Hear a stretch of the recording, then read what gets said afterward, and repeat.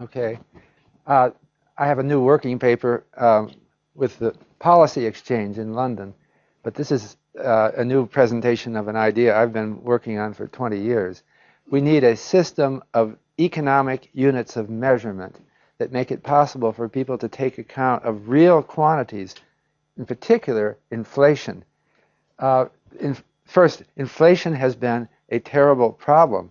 This is a 1,000 Deutsche Mark, Reichsmark note issued in 1923, but on top of it, you know, it says 1 billion marks. This was during the German hyperinflation. We have seen major instabilities in the past.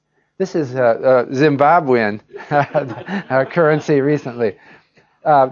This kind of instability is associated with political instability and instability in our lives. I think the German hyperinflation led to World War II. So these are serious problems. Mismeasurement we tend to write contracts in terms of currency, but the currency loses and changes in value, so it throws a huge randomness. This shows the change in value between a 1% and a 3% inflation. These are considered moderate. All right, this is not hyperinflation. But for someone who has 30 years in retirement, that is a major change. My hero, Eduardo Frei Montalvo, who's president of Chile, when they issued their indexed unit of account called the Unidad de Fomento in 1967. They thought it was an emergency measure to deal with out-of-control inflation. But I think it's a model for the world. This is 20,000 Chile peso note. It's approximately 1 Unidad de Fomento, or UF. The exchange rate is, this is an idea. There are no UF notes, but people use UFs in Chile like money. I can offer to lend you, I can list my house for sale in terms of UFs. And then when payment is made, you pay in pesos. And you can go to El Mercurio, the newspaper, and you can find out the exchange rate. Today, it's 20,919 pesos, or it works out to about $42. If you define your house for sale in terms of UFs, it's fixed in real terms. None of this inflation thing comes. So this is some condos being offered for sale right now in Santiago for prices of 990 to 22.7 UFs. They don't even mention pesos. This is what they've done. They have adopted a separate unit of account. Now, I'd like to call them something different. In English, I call them baskets, because the consumer price index is a measure of inflation, of the price of a basket of commodities. So that's what we really want to do. Instead of defining contracts in terms of dollars, let's say I'll pay you so many baskets. And when it comes time, you would then pay in the currency.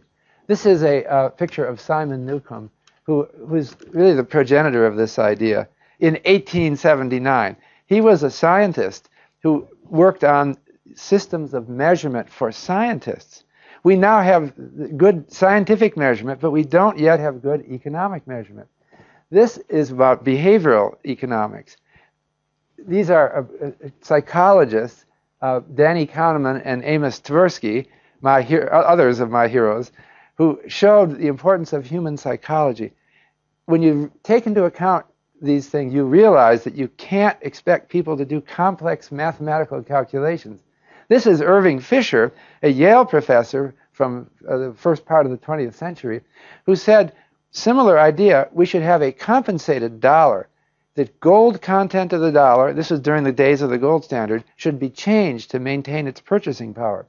But we no longer live in the gold standard days. We have these devices here, for example, that allow you to use your credit card. These can be reprogrammed so that people can price in terms of some new unit in baskets, and then you would just put it on your credit card, and then the currency value would be recalculated by a computer. This is a symbol for a scientific, this is a lab scale. What we need, I think, is not just baskets, but we need a variety of units of measurement. I think we should have a variety of consumer price indexes. We should have wage indexes.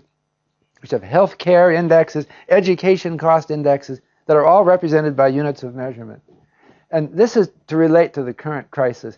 The current crisis is generating uncertainty with regard to the price level because you can see how uncertain, this is the U.S. Consumer Price Index.